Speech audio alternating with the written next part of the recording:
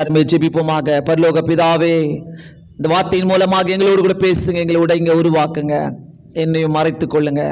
இயேசுவின் நாமத்தினாலே வேண்டிக் கொள்கிறேன் பிதாவே, ஆமென். Praise the Lord, hallelujah, praise the Lord. கர்த்தர் எத்தனை முறை வியாகுலப்பட்டாருன்னு சொல்லிட்டு வேதத்தில் எழுதியிருக்குதுன்னு தெரியாது. ஆனால் எனக்கு தெரியும் ஒரே ஒரு முறை தான் அவர் வியாகுலப்பட்டார் அப்படின்னு. ஒருவேளை லாசரு வீட்டுக்கு போகும்போதும் அவர் வியாகுலப்பட்டிருக்கலாம், தன்னுடைய நண்பன் இறந்துட்டாருன்னு சொல்லிட்டு. ஆனால் ஆண்டவருடைய சிலுவை தியானங்கள் இந்த 40 நாட்களில் நம்ம சிந்திக்கும் போது எத்தனை பேர் இதை படிக்கிறீங்கன்னு தெரியாது. ஆனால் நம்ம போன வாரம் பார்த்திங்கன்னா அவரை பிடிக்க வராங்க. அவர் எல்லாத்துக்கும் ஒரே ஒரு ஆன்சர் சொல்கிறாரு, யாரை தேடுறீங்க? நான் தான் சொல்லிட்டு நம்ம போன வாரம் அதை பார்த்தோம். இந்த வாரம் ஒரு வித்தியாசமான காரியத்தை நம்ம பார்க்க போகிறோம். எடுத்துக்கொள்வோம். லூக்கா சுவிசேஷம் 22வது அதிகாரம் 39வது வசனத்திலிருந்து நம்ம பார்க்கலாம். 22வது அதிகாரம் 32வது வசனத்திலிருந்து 22வது அதிகாரம் 39வது வசனத்திலிருந்து. பின்பு அவர் புறப்பட்டு வழக்கத்தின்படியே ஒலிவ மலைக்கு போனார், அவருடைய சீஷரும் அவரோடு போனார்கள். ஸோ இதில் பார்க்குறீங்கனாக்கா, போன வாரம் நம்ம யோவான் 18வது அதிகாரத்தில் பார்த்தோம், அவர் தனியாக தான் போகிறார். அந்த இடத்துல பார்த்தீங்கன்னா ஒரு தோட்டத்துக்கு அவர் தனியாக போனார். அதுதான் எப்போவுமே ஆற்றுக்கு அப்புறம் போனார். ஒரு தோட்டம் இருந்தது, அதில் அவரும் சீஷர்களும் உட்காந்து ஜெபிக்கிற நேரம் அது. இங்கே பார்க்குறீங்கனாக்கா 39வது வசனத்தில் அவர் ஒலிவ மலைக்கு போனார், அவருடைய சீஷரும் அவருடைய கூட போனார்கள். ஸோ இப்படி ஒலிவ மலைக்கோ தோட்டத்துக்கோ ஆண்டவராகிய இயேசு கிறிஸ்து போறாருனாக்கா ஒரு நோக்கம் உண்டு. அது என்ன நோக்கம்னாக்கா, வெறும் ஜெபம் பண்ணுறதுக்கு தான், வேற எதுவுமே கிடையாது. அவருக்கு ஒரு நோக்கம் உண்டு. நம்மளாம் கண்ட இடத்துக்கு போறோம்ல, இஷ்டத்துக்கு ஒரு நோக்கம் இல்லாமல் போவோம். இங்கே போ, அங்கே போ, அங்கே போ, அதுக்கு போ, அந்த மாலுக்கு போ, இந்த போ. நம்மளுக்கு அதான் ஒலிவ மரம், நம்மளுக்கு அதுதான் தோட்டம் நினச்சிட்டு இருக்கிறோம்ல. ஆனால் இங்கே பார்த்தீங்கன்னாக்கா ஆண்டவர் போன இடத்துலலாம் இந்த ஒலிவ மரத்துக்கு போனார், தன்னுடைய சீஷர்களோடு கூட போனார். அங்கே பார்க்குறோம், அங்கேயும் பார்த்தீங்கன்னா ஒரு தோட்டத்துக்கு போனார் சொல்லி போட்டிருக்கிறது. ஸோ இப்படி பார்க்கும் போதே ஆண்டவர் ஒரு ஜபத்தை நோக்கி தான் போறாரு. ஒரு ஜப உதவி தேவை, ஜபிக்கணும், வாழ்க்கையில் ஜபிக்கணும். ஜபம் பண்ணாதான் ஒவ்வொரு காரியங்களும் மேற்கொள்ள முடியும் என்ற அவருடைய எண்ணத்தில் அவர் திட்டவட்டமாக வச்சிருந்தாரு. அதை தன்னுடைய சீஷர்களுக்கும் பழகி கொடுக்கிறார். ஏன்னா கூட போகும்போதெல்லாம் சீஷர்களை கூட்டிட்டு போனார். அவ்விடத்தில் சேர்ந்த பொழுது அவர் அவர்களை நோக்கி, நீங்கள் சோதனைக்குட்படாதபடிக்கு ஜபம் பண்ணுங்கள் என்று சொல்லி. ஆமென், அல்லேலூயா. யாருக்கு இதில் ரொம்ப சோதனை? சீஷர்களுக்கா இயேசுக்கா? எல்லாமே தெரியும், என்ன நடக்க போகுதுன்னு தெரியும். ஆனால் சீஷர்கிட்ட அவர் சொல்றாரு, சோதனைக்குட்படாதபடிக்கு நீங்கள் எல்லாரும் சோதனைக்குட்படாதபடிக்கு ஜெபம் பண்ணுங்கள் என்று சொல்லி ஆண்டவர் சொல்லி கொடுக்குற ஒரு பெரிய ஒரு பாக்கியமான ஆசீர்வாதமான வார்த்தை இதுதான் நமக்கு. நீங்கள் சோதனைக்குட்படாதபடிக்கு ஒவ்வொரு சோதனை வருதுனாக்கா, வாழ்க்கையில் ஒவ்வொரு வேதனை ஒவ்வொரு சோதனை வருதுனாக்கா, அதை நம்ம எப்படி எடுத்துக்கொள்ளனாக்கா, ஆண்டவர் எதையோ ஒரு பாடத்தை கற்றுக் கொடுக்குறாரு, ஆண்டவர் எதையோ சொல்லி கொடுக்குறாரு, ஆண்டவர் என்னை ஜபம் பண்ண சொல்றாரு, ஆண்டவர் என்னை ஜபத்திற்குள்ளாக கொண்டு போக சொல்றாரு, ஆண்டவரோடு கூட நான் நெருங்கி வாழணும். இதுதான் அர்த்தம். நீங்க ஐயோ எனக்கு சோதனை வந்துருச்சு, ஐயோ எனக்கு வேதனை வந்துருச்சு, ஐயோ எனக்கு கஷ்டம் வந்துருச்சு நினைக்கிறதோட நம்ம எப்படி எடுத்துக்கணும்னாக்கா, ஒவ்வொரு சோதனையும் ஒவ்வொரு வேதனையுமே அது ஜெபிக்கிறதுக்காக கர்த்தர் கொடுக்கிற ஒரு பெரிய கிஃப்ட் நான் சொல்லுவேன்.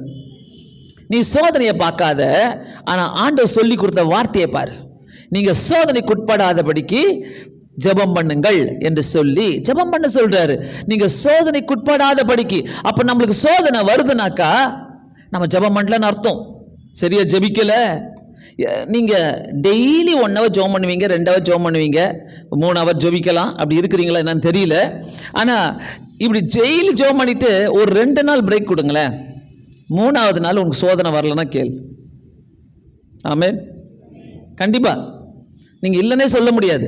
3வது கொஞ்சம் ஜெபம் குறைஞ்சிருக்கலாம், நீங்க ஜெபம் பண்ணியிருக்கலாம். ஆனா அந்த 1 hour ஜெபம் ஒரு 10 நிமிஷம் ஜெபமா மாறி இருக்கலாம்.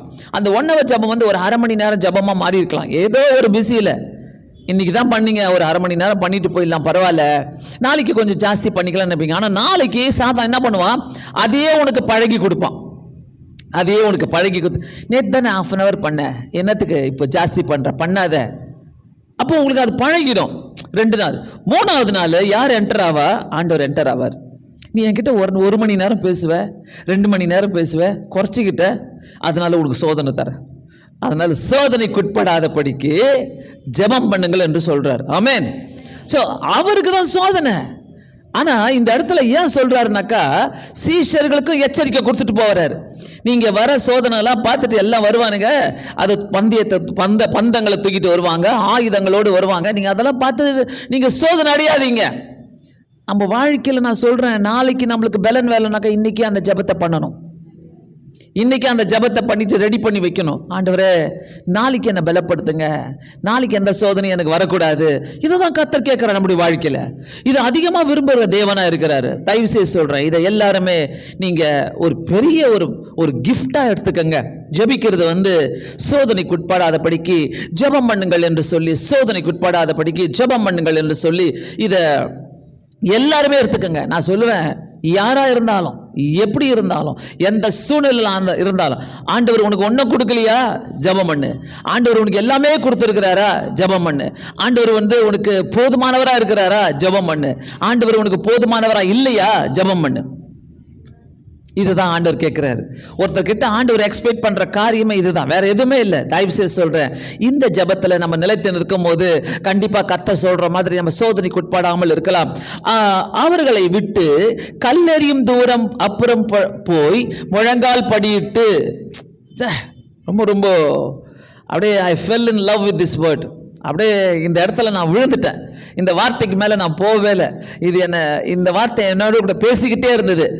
அவர்களை விட்டு கல்லெறிய தூரம், என் கல் எங்கே போய் விழுதோ அவ்வளோ தூரத்துலையாச்சும் நான் போய் தனியாக போகணும். I want to be alone. நான் தனியாக இருக்கணும், பிதாவோடு நான் தனியாக இருக்கணும். எத்தனை பேர் விரும்புவீங்கன்னு தெரியல இந்த லைஃப்பை. எத்தனை பேர் இப்படி நீங்கள் டேஸ்ட் பண்ணியிருக்கிறீங்கன்னு தெரியல. The most beautiful, the most powerful, ரொம்ப பிடிச்ச ஒரு நேரம் இதுதான் எனக்கு என் லைஃப்பில். அந்த தனிப்பட்ட நேரம் ஆண்டவரே கொடுக்குறாரு பாருங்க. ஏசு சாமியை கொடுக்குறாரு. அது எப்படின்னாக்கா, அந்த கல்லெறியும் தூரம் அவங்க கூட அப்படி போய் நான் அடிக்கடி சொல்லுவேன் பார்த்தீங்களா, எல்லாம் தனித்தனியாக போங்க, நம்ம சர்ச்சில் தனித்தனியாக போங்கன்னு சொல்லுவேன். ஏன்? நீ தனியாக ஆண்டவரோடு பேசு, தனியாக ஆண்டவரோடு கூட பேசு. உனக்கு வீட்டில் டைம் இல்லாமல் இல்லைன்னு சொல்லாத, என்றைக்குமே சொல்லாதீங்க. தனியாக ஆண்டவரோடு கூட பேசுங்க. அந்த கல்லெறியும் தூரம், அது அவர்களை விட்டு நான் சொல்கிறேன், உன் குடும்பத்தை விட்டு, உன்னுடைய சொந்த பந்தம், உன்னுடைய ஒர்க்கு, உன்னுடைய அசைன்மெண்ட்ஸு, உன்னுடைய தொழில், அதை விட்டு அதை தான் கர்த்தர் விரும்புகிறார். ஜெபம் பண்ணுறதை விரும்புகிறது மட்டும் இல்லை, அதை விட்டுட்டு இப்படி வர்றது தான் அவருக்கு ரொம்ப ரொம்ப பிடிக்கும். அதை விட்டு கல்லெறியும் தூரம் அப்புறம் முழங்கால் படியிட்டு. இதை படிக்கும் போது எனக்கு வேதத்தில் இன்னொரு சம்பவம் ஞாபகம் வந்தது. கல்லெறியும் தூரம் அப்படியே எடுத்துக்கொள்வோம். ஆதியாகமம் 21வது அதிகாரம் 14, 15, 16. பட் நான் 14 பாதியும் 15 பாதியும் 16 பாதியும் நான் வாசிக்க போறேன். அங்க ஆகாரை பத்தி சொல்லப்படுகிறது. ஆகார் என்ன பண்றாங்க, 21 என்ன, ஆதியாகமம் 21, 14 கடைசி பாகம், பேர்சபாவின் வனாந்தரத்திலே அலைந்து திரிந்தாள். அவளை விட்டு துரத்திடுறாங்க. சாரா என்ன பண்ணுறாங்க, அவரை விட்டு வெளியே துரத்திடுறாங்க. ஆபிரகாம் அவரை துரத்தி விட்டுறாங்க. துரத்தி விட்ட உடனே பேர்சபாவின் வனாந்தரத்திலே அலைந்து திரிந்தாள். 15வது வசனம், துருத்தியிலிருந்து தண்ணி செலவழிந்த பிலும்பு அவர் பிள்ளை ஒரு செடியின் கீழ் விட்டு ஆமென், அவ பிள்ளைய செடியின் கீழே விட்டுறா. துருதியில தண்ணி தீர்ந்துருச்சு. குழந்தை அழுவுது, குழந்தை பயங்கரமா அழுவுது. என்ன, துருதியில தண்ணி இல்லை. அவ என்ன பண்றா, பிள்ளை சாகிறத நான் பார்க்க மாட்டேன். ஆமென், பிள்ளை நான் சாகிறத என்னால பார்க்கவே முடியாது. அதனால எதிராக அம்பு பாயும் தூரத்திலே போய் உட்கார்ந்து சத்தமிட்டு அழுதாள்.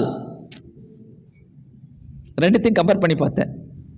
இவளுக்கும் துக்கம், இயேசுவுக்கும் துக்கம். அங்க இயேசுடைய துக்கம், ஐயோ இந்த உலகத்தில் இவங்களுடைய எல்லாருடைய பாவத்தை சுமந்து தீர்க்கிற ஆட்டுக்குட்டியா கர்த்தர் என்ன அனுப்பியிருக்கிறாரு. நான் மற்றவங்களுக்காக தான் வியாகுலப்பட வந்திருக்கிறேன். இவ தன்னுடைய பிள்ளைக்காக வியாகுலப்பட வந்திருக்கிறான். கொஞ்சம் கம்பேர் பண்ணி பார்த்தேன். இவ்வளோ என்ன பண்றா, நான் பிள்ளை எதிர்க்க உட்காந்து பிள்ளை சாகிறத நான் பார்க்கக்கூடாது. அதே தான் ஆண்டவராகிய இயேசு கிறிஸ்துவும் நம்ம பாவத்தில் சாகிறத, அழிஞ்சு போகிறத அவருக்கு பார்க்க இஷ்டம் இல்லை. அதனால விட்டு தூரமா போறாரு. அந்த வியாகுலத்துக்காக போறாரு, அந்த மன கஷ்டத்துக்காக போறாரு. ஆகாரம் தன்னுடைய பிள்ளை சாகிறத நான் பார்க்க கூடாதுன்னு சொல்லிட்டு தூரம் போறா. அம்பு எறிகிற தூரம், அங்க ஏசப்பா கல்லெறிகிற தூரம். அப்படியே மனசுல வச்சுக்கோங்க, போலாம் அடுத்தது. ஸோ கல்லெறிகிற தூரமும் அம்பு எறிகிற தூரமும் அவ போய் அழுதாள். அவ போய் அழுறா. இங்கேயும் அவர் முழங்கால் படியிட்டு அவர் ஜெபிக்கிறாரு, ஆண்டவர்கிட்ட ஜெபிக்கிறாரு. இவருடைய வேர்வையும் இவருடைய அழுகையும் இவருடைய கண்ணீரையும் பிதா பார்க்கிறாரு. அங்க அம்பு எறிகிற தூரத்துல அவ போயிட்டு அழுதாள். ஆண்டவர் இங்க தனியா போய் அழுறா, அங்க ஆகார் போய் தனியா போய் அழுறா. நான் சொல்றேன், நீ எல்லாரையும் விட்டுட்டு தனியா போய் அழுது ஜெபிக்கும் போது அந்த ஜெபத்துக்கு நிறைய வேல்யூ இருக்குது, நிறைய பலன் இருக்குது. நீ எல்லாரும் முன்னாடி அழுது ஜெபிக்கிறத விட தனியா போயிட்டு உட்கார்ந்து அவரோடு கூட அழுது ஜெபிக்கும் போது உன் துக்கத்தையும் பார்க்குறாரு, வியாகுலத்தையும் பார்க்குறாரு, உன் கஷ்டத்தை பார்க்குறாரு, உன் கண்ணீரை பார்க்குறாரு. ஏன்னா அவர் தனியாக போய் ஜெபம் பண்ணார், அதை விரும்புகிறார் உன்கிட்ட கர்த்தர். எத்தனை பேருக்கு இந்த அனுபவம் இருக்குது வாழ்க்கையில்? எத்தனை பேர் ஆண்டவரோடு கூட நீங்கள் பேசும்போது தனியாக அழுது ஜெபம் பண்ணுறீங்க? ஒரு காரியத்தை ஜெயிக்கணும்னாக்கா, ஒரு சோதனையிலேருந்து வெளியில் வரணும்னாக்கா, ஒரு வேதனையிலேருந்து வெளியில் வரணும்னாக்கா, நம்மளுடைய வாழ்க்கையை அவர்கிட்ட தனியாக உட்காந்து அழுது பாருங்க, அழுது ஜெபம் பண்ணி பாருங்க. தனியாக போய் உட்காந்து ஒவ்வொரு நாளுமே, ஒரு நாள் தான் கிடையாது, அமாவாசைக்கு ஒரு நாள், எப்போனா மாதத்துக்கு ஒரு நாள் கிடையாது. ஆண்டவரே, ஒவ்வொரு நாளும் நீங்கள் மேலே வச்சிருக்கிற உங்களுடைய அன்புக்காக, நீர் எங்களுடைய வாழ்க்கையில் வச்சிருக்கிற அந்த பாக்கியத்துக்காக நான் வரேன் ஆண்டவரே, நான் வரேன் ஏசப்பா.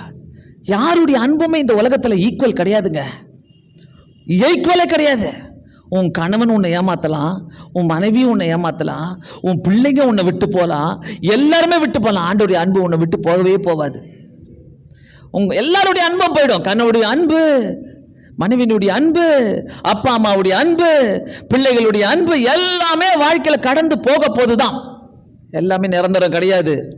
எல்லாம் அதிலேயே மூழ்கிடாதீங்க, தயவு செய்து அதிலேயே முழுகாதீங்க. இல்லை இல்லை இல்லை, என் பிள்ளை என்னை கடைசி வரைக்கும் பார்த்துக்கோன்னு சொல்லாதீங்க. இல்லை இல்லை இல்லை, என் வீட்டுக்காரர் என்னை கடைசி வரைக்கும் பார்த்துப்பாரு, என் மனைவி என்னை கடைசி வரைக்கும் பார்த்துப்பாரு, அந்த ட்ரீம்குள்ளெல்லாம் போவாதீங்க.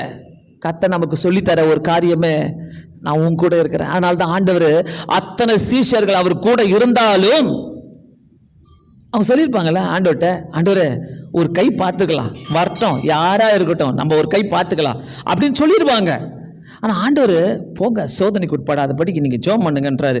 அதே ஆண்டவர் அவரும் கல்லெறிய தூரத்தில் அவர் வியாகுலப்பட்டு அங்கே பாருங்க, முழங்கால் போட்டு அப்புறம் போய் கல்லெறியும் தூரம், அப்புறம் போய் முழங்கால் படியிட்டு. தயவுசெய்து சொல்கிறேன், காலை நீட்டிக்கிது ஜெபம் பண்ணுறது என்ன, ஆண்டவர் என்ன பண்ணுறாரு, முழங்கால் படியிட்டு உக்காந்துக்கின்னு ஜெபம் பண்ணுறது. முட்டி வலி பாஸ்டர், முடியவே முடியாது. எல்லா முட்டியும் நான் சொல்லுவேன், இந்த முட்டி வலி நீ வெளில போ, நான் முட்டி போடணும்னு சொல்லுவேன். அதெல்லாம் செய்யாதீங்க. ஆண்டவர் முழங்கால் படியிட்டு நீ எவ்வளோக்கு எவ்வளோ ஆண்டோடைய பாதப்படியில் வந்து முழங்கால் படியிட்டு நாளா என்னதான் கால் வலியாக இருந்தாலும், என்னதான் முட்டி வலியாக இருந்தாலும் முட்டி போட்டு தான் ஜெபம் பண்ணுவேன். எப்பவுமே அதை செய்யுங்க. அப்புறம் பாருங்க, பிதாவே உமக்கு சித்தமானால் இந்த பாத்திரம் என்னை விட்டு நீங்கும்படி செய்யும், ஆயினும் என்னுடைய சித்தத்தின்படி அல்ல உம்முடைய சித்தத்தின்படி ஆக கடவுது என்று ஜெபம் பண்ணினார். இது வந்து ரொம்ப ஒரு வல்லமையான ஜெபம். நம்முடைய ஜெபத்தில் இது இருக்கணும், உங்க சித்தத்தின்படி ஆக கடவுது. இப்படி செய்யறவங்களா, இந்த ஜெபத்தை உம்முடைய சித்தத்தின்படி ஆக கடவுது என்று சொல்றவங்களா உயர்ந்த ஸ்தானத்தில் இருப்பாங்க. உயர்ந்த ஸ்தானத்தில், உங்க சித்தப்படி, எனக்கு ஆசை தான், உங்க சித்தப்படி செய்யுங்க அப்படி சொல்லுங்க.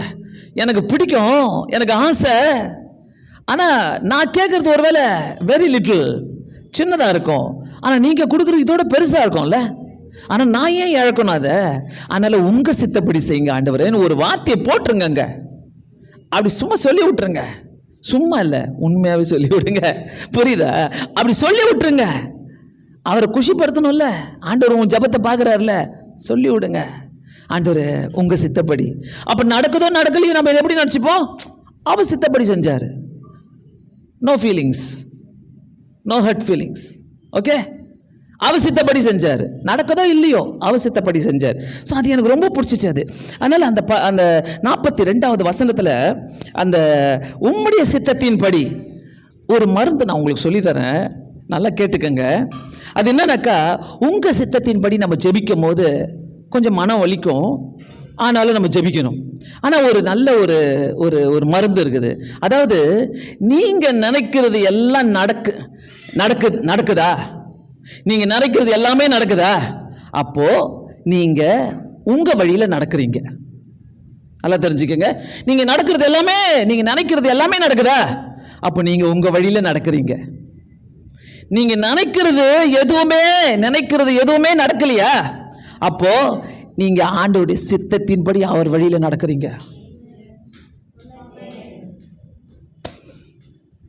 Simple, very simple. சிலருக்கு புரியல. ஒன்ஸ் அகெயின், நீங்க நினைக்கிறது எல்லாம் நடக்குதா? அப்போ நீங்க உங்க வழியில நடக்கிறீங்க. நீங்க நினைக்கிறது எதுவுமே நடக்கலையா? அப்போ நீங்க ஆண்டவருடைய சித்தத்தின்படி அவர் வழியில நடக்கிறீங்கன்னு அர்த்தம். ஆமென், ஆமென். இதான் ஒரு விசுவாசிக்கு அர்த்தமே இதான். நல்லா புரிஞ்சுக்கங்க. அதனால தான் ஆண்டவர் இங்கே ஜெபிக்கும் போது அழகாக ஜெபம் பண்ணுறாரு. உங்கள் சித்தப்படி ஆண்டவரே, உங்கள் சித்தப்படி ஆண்டவரே சொல்லி ஜெபம் பண்ணிட்டு அவர் பாருங்க, அவர் அப்புறம் ஃப்ரீ ஆயிட்டார். உங்கள் சித்தப்படி அப்படியே ஜெபம் பண்ணுறாரு. உங்கள் சித்தப்படி செய்யுங்க, உங்கள் சித்தப்படி என்னை விட்டு நீங்கும்படி செய்யும்னு கேட்குறாரு. ஆனால் உங்கள் சித்தப்படி ஒரு வலியும், ஒவ்வொரு வேதனையும், ஒவ்வொரு தேவையும், ஒவ்வொரு காரியமும் ஆண்டவர் நல்லா அறிஞ்சிருக்கிறார். ஆண்டவருக்கு தெரியாதுன்னு மட்டும் நினைக்காதீங்க. எல்லாமே கர்த்தருக்கு தெரியும், எல்லாமே கர்த்தருக்கு தெரியும். ஆண்டவருக்கு முன்னாடி நம்ம ஞானியா பேசக்கூடாது, ஆண்டவருக்கு முன்னாடி நம்ம ஞானியா யோசிக்க கூடாது. அவருக்கு எல்லாமே தெரியும். நீ என்ன டிசிஷன் எடுக்கிற, என்ன பண்ண போறன்னு எல்லாருமே தெரியும். ஸோ இந்த இடத்துல உங்க சித்தப்படி ஆக கடவுது சொன்ன உடனே வானத்திலிருந்து யார் அனுப்புறாரு? ஆண்டவர் பிதாவாடவர் தூதர் அனுப்புறாரு. தூதன் வானத்திலிருந்து ஒரு தூதன் தோன்றி அவரை பலப்படுத்தினா. சீக்கிரட்டே அதுதாங்க. நீ தனியா கல்லறியும் தூரத்துல நீ போய் ஜெபிக்கும் போது, தனிப்பட்ட வாழ்க்கையில நீ கதவை சாத்திக்கிட்டு ஜெபிக்கும் போது, நீ அழுது ஜெபிக்கும் போது, உன் வேதனையில ஜெபிக்கும் போது, உன் சோதனையில ஜெபிக்கும் போது, உன் தேவையில ஜெபிக்கும் போது, ஆண்டவரே உம்முடைய சித்தப்படி ஆக கடவுது என்று ஜெபிக்கும் போது வானத்திலிருந்து ஒரு தூதன் வந்து உன்னை தேற்றுவதை நீங்க உணர்வீங்க. இவ்வளவு நேரம் அழுமூஞ்சா இருந்த, இவ்வளவு நேரம் சோகமா இருந்த, இவ்வளவு நேரம் கஷ்டமா இருந்த, இப்போ உடனே ஒரு 1 hourல மாறிட்டோம், முகமே மாறிடுச்சு. That's the secret of my energy. அதை யாரும் மாற்றவே முடியாது, யாரும் மாற்றவே முடியாது. நிறைய நேரங்களில் என்னுடைய வாழ்க்கையில் நிறைய கஷ்டங்களோ துன்பங்களோ சோதனைகளோ வரும்போது யாராவது வந்து பேசுவாங்களா, அவங்க பேசுவாங்களா, இவங்க பேசுவாங்களா, இவங்க கிட்ட கொட்டலாமா அவங்க கிட்ட கொட்டலாமான்னு யோசிக்கிறத விட போய் தனியாக ஜெபம் பண்ணி பார்க்கலாம், போய் தனியாக ஜெபம் பண்ணி பார்க்கலாம். அந்த ஜெபத்தில் அத்தனை மருந்தையும் கர்த்தர் தருவார், அத்தனை மருந்தும் அதில் இருக்குது. ஆண்டவர்கிட்ட பேசிக்கிட்டு வாங்கலை, காணாத ஒரு ஆண்டவரை பேசிட்டு வாங்கலை, இம்மீடியட்டாக உனக்குன்னு வானத்திலிருந்து ஒரு தெய்வ தூதரை அனுப்பி உன்னை பலப்படுத்துவார். நிறைய முறை நாங்கள் பிரசங்கத்துக்கு போகும் போதெல்லாம், ஆண்டவரே எப்படி தான் போய் பிரசங்கம் பண்ணுறது கேட்ட நேரங்கள்லாம் உண்டு. இப்போ இல்லை, 42-45 வருஷமா, ஐயோ எனக்கு வேணாம் ஆண்டவரே பிரசங்கம், இன்னைக்கு என்னால் பண்ண முடியாது, நான் போக முடியாதுன்னு சொன்ன நேரங்கள்லாம் உண்டு. ஆனால் அன்றைக்கி தான் பார்த்தா ஆண்டவர் தேவ தூதர்களை அனுப்பி தேற்றி வல்லமையாக பேச வைப்பார். நான் சொல்கிறேன், இந்த சீக்கிரட்டை மறக்கவே மறக்காதீங்க. அனுபவித்து பேசுகிறேன், வாழ்க்கையில் அனுபவித்து பேசுகிறேன், ஒவ்வொன்றையும் அனுபவித்து பேசுகிறேன். ஏன்னா வானத்திலிருந்து ஒரு தெய்வ தூதர்கள் நமக்காக இருக்கிறாங்க. ஆமென். அந்த தெய்வ தூதர்கள் வந்து நம்மளை பலப்படுத்துவதை நம்ம அறிந்து கொள்வோம். ஆண்டவருடைய பிள்ளைங்களை பலப்படுத்துவாங்க. கண்டிப்பா ஆண்டவருடைய பிள்ளைங்க பலப்படுத்தப்படுவீங்க. எவ்வளவு வேதனை வந்தாலும் சரி, உலகத்துல எப்படிப்பட்ட வேதனை வந்தாலும் சரி, அதுக்கு மருந்தே நீ தனியா போய் ஜெபம் பண்ணு. தனியா போய் ஜெபம் பண்ணு. ஆண்டவரோடு கூட மட்டுமே பேசு. நீ தனியா புரிஞ்சுப்ப, அதை புரிஞ்சுப்ப. அப்போ அடுத்தது வாங்க, 44வது வசனம். அவர் மிகவும் வியாகுலப்பட்டு அதிக ஊக்கத்தோடு ஜெபம் பண்ணினார். அவருடைய வேர்வை ரத்தத்தின் பெருந்துளியாய் தரையிலே விழுந்தது. பா, இந்த வசனத்தை என்னால் தாண்டவே முடியல. யாருக்குமே இந்த எக்ஸ்பீரியன்ஸ் கிடைக்கல உலகத்துல. தெரியல, சீஷர்களுக்கு ஒருவேளை கிடைச்சிருந்தா என்னன்னு தெரியாது, இங்க பதிவு இல்லை. ஆனா அவர் மிகவும் வியாகுலப்பட்டு சில நேரங்களில் நம்ம ஜெபம் பண்ணா கூட அந்த வியாகுலம் போகாது. அதனால தான் பரலோகத்திலிருந்து தேவ தூதர்கள் வந்தாங்க, அந்த இடத்துல வந்து தேற்றினாங்க. ஆனாலும் திருப்பி அந்த துக்கம், ஆண்டவரே ஏன் திருப்பி அந்த துக்கம்? இந்த வியாகுலம் வந்து அவருக்காக அல்ல. அவருக்கு ஒரு பயம் கிடையாது, திகில் கிடையாது. ஏன்னா நம்ம போன வாரம் பார்த்தோம், அந்த அவரை எதிர்கொண்டு வந்த ஒருத்தரை பார்த்து அவர் கேட்கிறார், யாரை பிடிக்க வருகிறீர்கள்? நான் தான் அந்த இயேசு அப்படின்றாரு. அவருக்கு அந்த தன்னை குறித்து எந்த வியாகுலமும் கிடையாது. அவருடைய வியாகுலமே இந்த பூமியில் இருக்கிற ஒவ்வொரு ஜனங்களை குறித்து தான். ஐயோ, இவங்க என்ன ஆவாங்க, நான் மறிக்கலனா இவங்க என்ன ஆவாங்க, நான் பலியாகலனா இவங்க என்ன ஆவாங்க, அந்த ஒரு நோக்கத்துக்காக அவர் மிகவும் வியாகுலப்பட்டு ஆண்டவர் வந்து சும்மா சிலுவையில் ஏறல. உங்க ஒருவருத்தருக்காக, நம்ம ஒருவருத்தருக்காக அவர் ரத்தத்தை சிந்துறதுக்காகவே அந்த சிலுவையில் ஏறினார். நான் உன்னை எவ்வளோ நேசிக்கிறேன் இந்த உலகத்துல, அதனால தான் நீ என்னை ஏத்துக்கிட்ட, அதனால தான் நீ என்கிட்ட வந்த.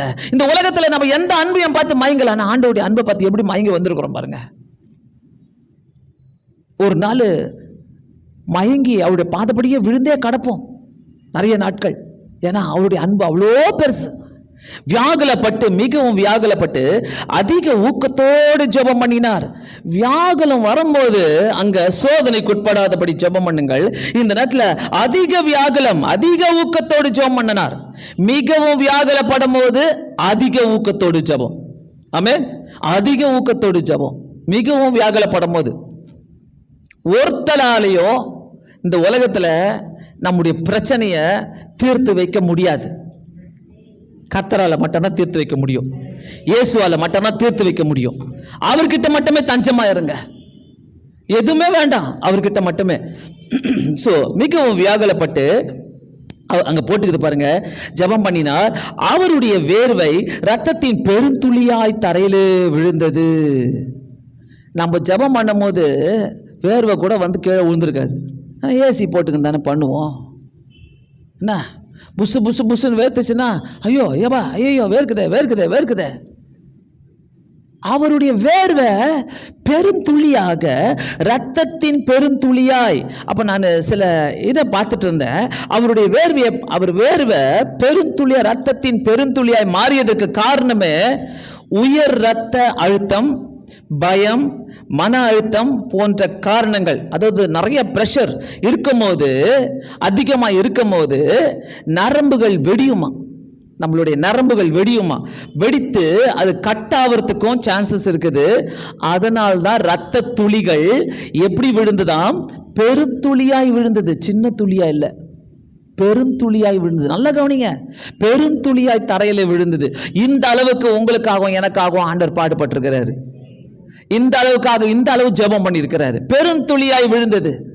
40 நாள் உபவாசம் எடுக்கிறதோட நான் நினைக்கிறேன், ஆண்டவர் நமக்காக பட்ட பாடுகளை நம்ம நினைக்கும் போது, தயவு செய்து இதெல்லாம் நம்ம மைண்டுக்குள்ள எடுத்தும் போது, ஆண்டவரே இந்த உலகத்தில் உங்களை தவிர நான் வேற யாருமே ஆண்டவரை நினைக்க விரும்பல. இயேசு சுவாமி, எந்த பிரச்சனையும் நான் நினைக்க விரும்பல, எந்த வியாகுலத்தையும் நான் நினைக்க விரும்பல.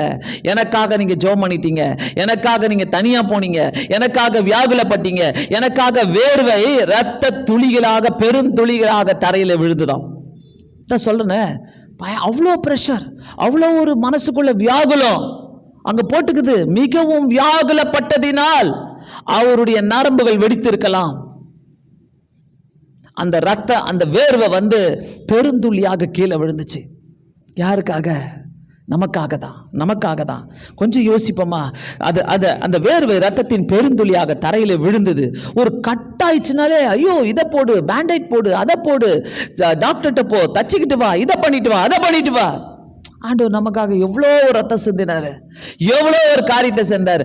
அந்த தேவன் நம்மளுடைய வாழ்க்கையில் இருக்கிறதுனால நமக்கு பயமே கிடையாது.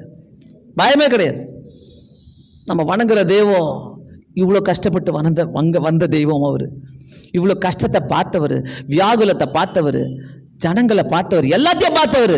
இத்தனையும் அனுபவிச்சுட்டு தான் வந்து அந்த தோட்டத்தில் அவர் ஜெபம் பண்ணுறாரு.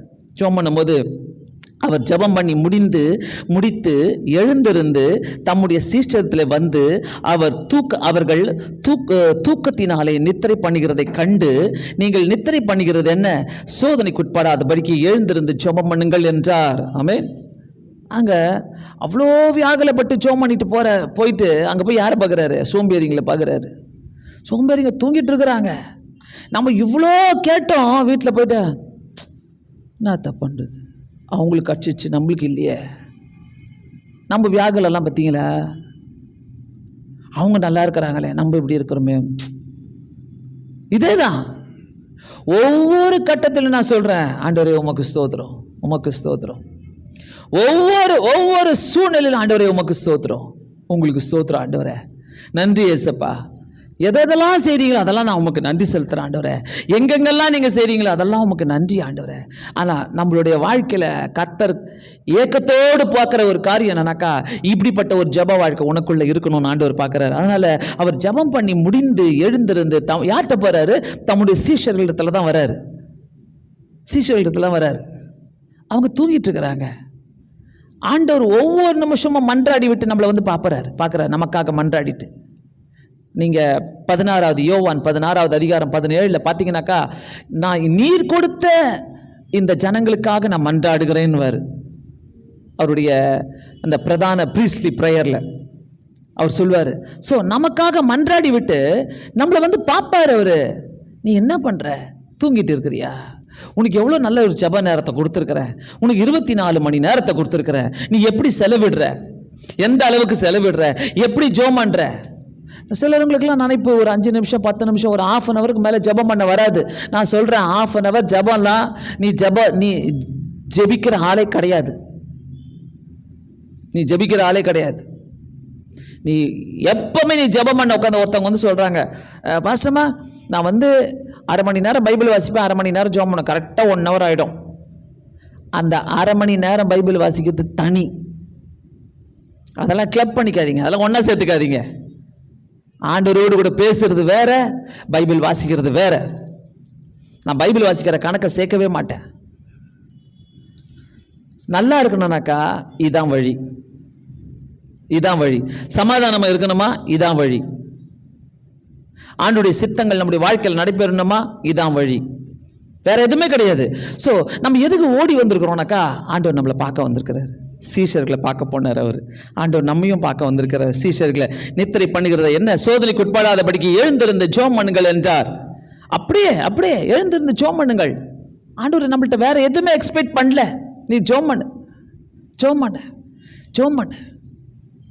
நான் 17 வயசில் நான் சொன்னல, நார்த்துக்கு போயிட்டேன், நான் மிஷினரியாக போகணுன்னு சொல்லிட்டு போயிட்டேன். போயிட்ட போது அலகாபாத்தில் ஹிந்தி மீடியமில் என்னை படிக்க வச்சாங்க.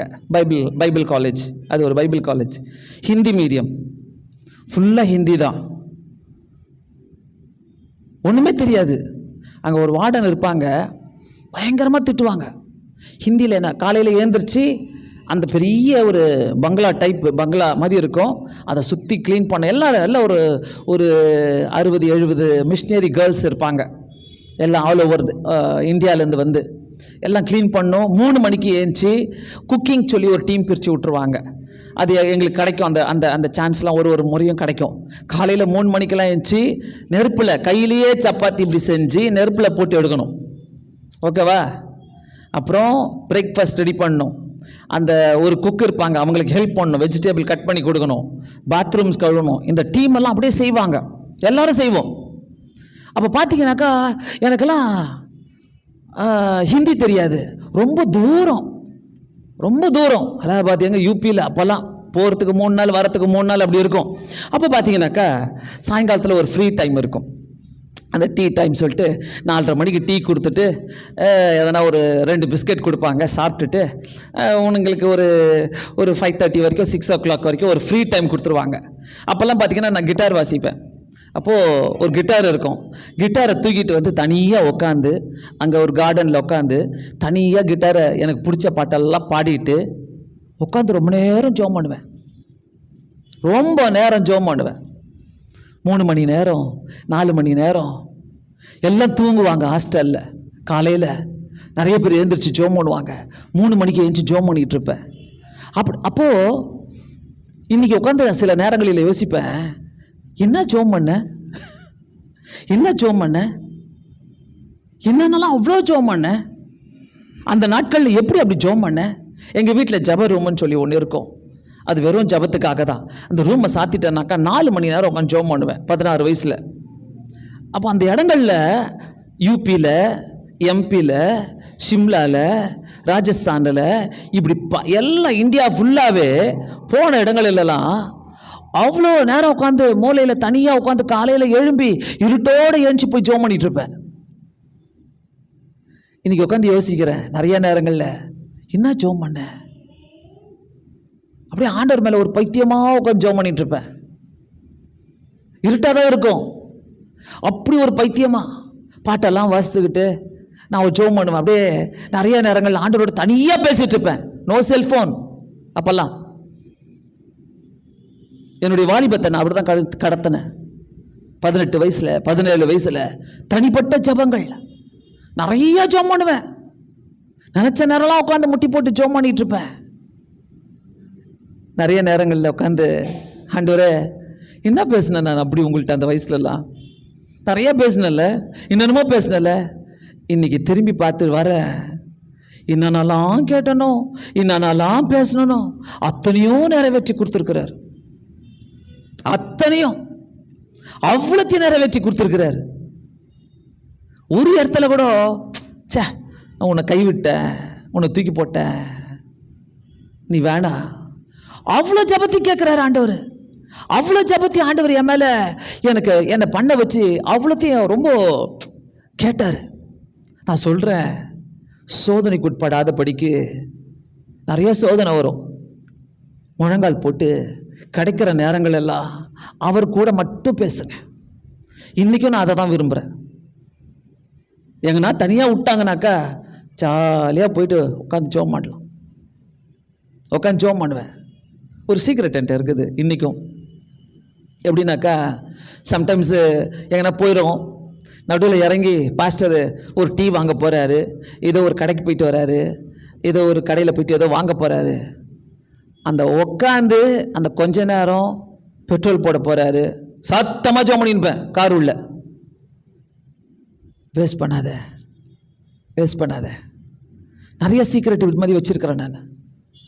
எங்கெங்கெல்லாம் ஆண்டவரை பார்த்து எப்படியெல்லாம் பிடிச்சிக்கணும், எப்படியெல்லாம் அவர் கூட அன்பாக இருக்கணும், எப்படியெல்லாம் நான் அவரோடு கூட க்ளோஸாக இருக்கணும், எப்படியெல்லாம் நான் அவர் மேலே சாஞ்சிட்டு இருக்கணும், எப்படியெல்லாம் நான் அவரை அனுபவிக்கணும் என்னுடைய வாழ்க்கையிலன்னு சொல்லிட்டு அப்படிலாம் நான் பிடிச்சி வச்சுருக்கிறேன். பார்த்தா தெரியாது, என்னை பார்த்தா நிறைய சீக்ரெட்டு சொல்லிக்க மாட்டேன். ஆனால் ஒரு ஜபமும் என்னை கொண்டு போயிட்டு கண்மலை மேலே தான் நிறுத்தி வைக்குது. ஒரு ஜபமும், ஒவ்வொரு கண்ணீரும் என்னை கொண்டு போயிட்டு கண்மலை மேலே நிறுத்தி வைக்குது. என்னை கைவிடவே இல்லை. இழந்துடாத. நீ ஒரு ஜபவாதியாக இருக்கிறனாக்கா, ஜெபிக்கிற ஆளாக இருக்கிறனாக்கா, அதை உங்களுடைய ஹாபியாக, அதை உங்கள் வாழ்க்கையில் நான் இப்படி தான், என்னை யாரும் மாற்ற முடியாது, நான் இப்படி தான் அப்படின்ட்டு இருங்க. உலகம் ஒன்று வெறுக்கும். ஆனால் உலகத்துக்கு ஒன்று பிடிக்காது. எனக்கு என்னை நிறைய பேருக்கு பிடிக்காது. நிறைய பேர் நான் பேசினாலே ஐயோ அப்படின்னு வாங்க. ஏன்னா அங்கே ஒரு சுத்தம் இருக்கும், அங்கே ஒரு கட் அண்ட் ரைட் இருக்கும், அங்கே ஒரு நேர்மை இருக்கும். பிடிக்காது, பரவாயில்ல. பிடிக்கலன்னா கூட பரவாயில்ல, ஏசப்பாக்கு உன்னை தான் ரொம்ப பிடிக்கும். ஏன்னா நீ அவரோடு கூட நிறைய பேசுகிறல்ல. அதனால் உங்கள் பிரச்சனையை பெருசாக யோசிக்காதீங்க, உங்கள் குழப்பத்தை போட்டு பெருசாக யோசிக்காதீங்க, உங்கள் ஃப்யூச்சரை போட்டு பெருசாக யோசிக்காதீங்க. சோதனைக்கு உட்படாமல் நிறைய ஜோம் பண்ணுங்க. எனக்கு அந்த பாக்கியெல்லாம் என்னுடைய வாலிபத்தில் நிறைய கிடச்சிச்சு. நிறைய கிடச்சிச்சு. அதுலேயே நான் மூழ்குனதுனால இன்னைக்கு வரைக்கும் நான் அதுலேருந்து நான் இன்னும் வெளியே வராமல் இருக்கிறேன். உன் ஜெப வாழ்க்கை போயிடுச்சு, யாருமே என்னை பார்த்து சொல்ல முடியாது, உன்னால் ஜெபம் பண்ண முடியாது, சொல்லவே முடியாது. எனக்குன்னு சொல்லி அது தனிப்பட்ட ஒரு ரசனையாக எனக்குன்னு சொல்லி ஆண்டவரோடு கூட நான் செலவிடுகிற அந்த நேரங்களை எனக்குன்னு சொல்லி நான் பத்திரமா காத்துக்கிறேன், பிளான் பண்ணுவேன். நாளைக்கு இப்படி 6 o'clock வெளியில் போயிடணும், 7 o'clock வீட்டை விட்டு வெளில போனேன்னா நானும் ஆண்டவரை உட்காந்து பிளான் பண்ணுவோம். ஆண்டவரை நம்ம எப்போ பேசலாம், நம்மளுடைய டைம் எப்போ, ஓகே எழுந்திரு 3 மணிக்கெல்லாம் எழுந்துச்சு நம்ம 2 பேரும் பேசிடலாம், அந்த மாதிரி பிளான் பண்ணுவேன். அதுதான் என்னுடைய ஃபேவரட் டைம், அதுதான் என்னுடைய ஒரு favourite spending time with God. அதுதான் பரவாயில்ல, நாளைக்கு காலையில் 7 மணிக்கு போயிடணும், ஜெபம் பண்ண வேணாம், நாளைக்கு எக்ஸ்கியூஸ் கேட்டுக்கலாம், அப்படி டைம் எடுக்கவே மாட்டேன். நோ, ஆண்டவரோடு கூட சொல்லிடுவேன், இது இப்படி நம்ம பிளான் பண்ணிக்கலாம். ஆண்டவரை பிளான் பண்ணுங்க, சோதனைக்கு உட்படாதபடி பிளான் பண்ணுங்க, கர்த்தர் நம்மளை ஆசீர்வதிப்பார். ஒரு இடத்தையும் நீங்கள் ஜெயிக்கணும்னாக்கா இதுதான், இப்படி தான் இருக்கணும். நம்ம சோர்வாக போவாதீங்க, யாருமே ஒரு பலத்தோடு போங்க. இங்கேருந்து போகும்போது ஆண்டவரே நான் ஸ்பெண்ட் பண்ணுறேன் உங்களோடு கூட. ஏன்னா இங்கே நிறைய வாலிப பிள்ளைங்க இருக்கிறீங்கல்ல, நீங்கள் அந்த மாதிரி யோசிங்க. உனக்கு ஒரு தனி வழியை வச்சிருக்கிறார் கர்த்தர். அதனால தான் நான் ஒபாமா ஏறினேன், போய் அந்த ஸ்டேஜில் போய் ஏறினேன். அதனால தான் நிறைய உலகத்தில் பல இடத்துல போயிட்டு நான் நிற்க ஆரம்பித்தேன். எதிர்த்து நிறைய பேர் வந்தாங்க, ஒருத்தரை என்னை ஜெயிக்க முடியல. இதுதான் என்னுடைய டெஸ்டிமனி, வேற எதுவுமே இல்லை. கர்த்தர் உன் வாழ்க்கையை ஒரு சாட்சியாக மாற்றுவார், ஒரு பிரசங்கமாகவே மாற்றுவார். ஆண்டவர்கிட்ட விடாதீங்க, அந்த தருணங்களை விடாதீங்க. ஒருவேளை ஜெபம் குறைவாக இருக்குதா, ஆண்டவரே நான் ஜெபத்தை இழந்துட்டேனா, இல்லை இசப்பா நான் வரேன் உங்ககிட்ட, நான் மாற்றிக்க மாட்டேன். என்ன ஆண்டவர் உன்னை நம்பிட்டோம். நீ ஜெபிக்க ஜெபிக்க ஜெபிக்க தான் கர்த்தர் உன்னை நம்புவார், உன்னை ஆசீர்வதிக்கிறதுக்கும் அவர் நம்புவார். கண்களை மூடி ஜெபிக்கலாம். பரலோக பிதாவே, எங்கள் கூட பேசின வார்த்தைக்காக ஸ்தோத்திரம் ஐயா. நினையாத நேரங்களில் எங்களுக்கு கூட பேசுகிறீங்க, எங்கள் கூட இருக்கிறீங்க, எங்களுக்கு சொல்லி கொடுத்தீங்க. சோதனைக்கு உட்படாதபடி விழித்திருந்து ஜெபம் பண்ணுங்கள். இந்த ஜெப வாழ்க்கை இங்கே இருக்கிற ஒவ்வொருத்தருக்கும் நான் கொடுத்து அனுப்புகிறேன் ஐயா. எங்களுக்கு தாங்க, நாங்கள் கடைசி கண்ணை மூடி எங்கள் மூச்சை விடுற வரைக்கும் அப்படிப்பட்ட பாக்கியத்தை எங்களுக்கு தாங்க. நீங்கள் வேணும் ஏசப்பா எங்கள் வாழ்க்கையில். இயேசுவின் நாமத்தினாலே வேண்டிக் கொள்கிறேன் பிதாவே, ஆமென்.